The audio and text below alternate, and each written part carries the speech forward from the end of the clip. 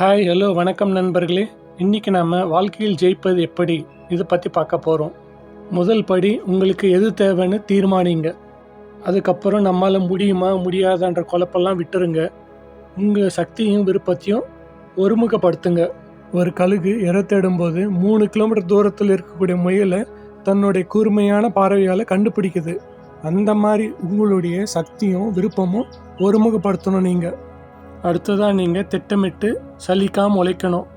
விழித்திருந்தாலும் உறங்க போனாலும் 24 மணி நேரமும் உங்கள் எண்ணங்கள் உங்கள் வெற்றி மேலே தீவிரமாக இருக்கட்டும்.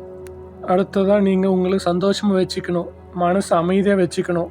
மனம் தெளிவாக இருக்கும்போது தடைகள் கூட படிகளாக மாற்றிக்கொண்டு மேலே உயர முடியும். எப்பவும் சந்தோஷமாக முழு ஈடுபாட்டோடு உங்கள் வேலையை செய்யுங்க. என்ன பலன் கிடைக்கும்னு நினைக்காம செய்கிறத சந்தோஷமாக செய்யுங்க. முதல் வாட்டி ஜெயிக்காட்டி 2வது வாட்டி அதே சந்தோஷத்தை ட்ரை பண்ணுங்கள். உங்களுக்கு பிடிச்சதை இன்னொரு வாட்டி செய்ய ஒரு சந்தர்ப்பம் கிடைச்சிருக்கு அப்படின்ட்டு இது தவறுகள்லாம் திருத்திக்கிட்டு சிறப்பாக செய்யுங்க. ஆசையோடு நமக்கு பிடிச்சதை சந்தோஷமாக செஞ்சால் நம்ம முழு திறமையும் பயன்படுத்தி நிச்சயம் வெற்றி பெறலாம்.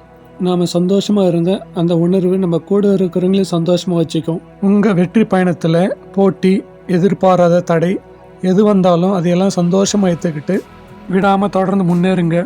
தேங்க்ஸ் ஃபார் வாட்சிங் ஃப்ரெண்ட்ஸ். மறக்காமல் வீடியோ லைக் பண்ணி சேனலை சப்ஸ்கிரைப் பண்ணுங்கள். Have A good day.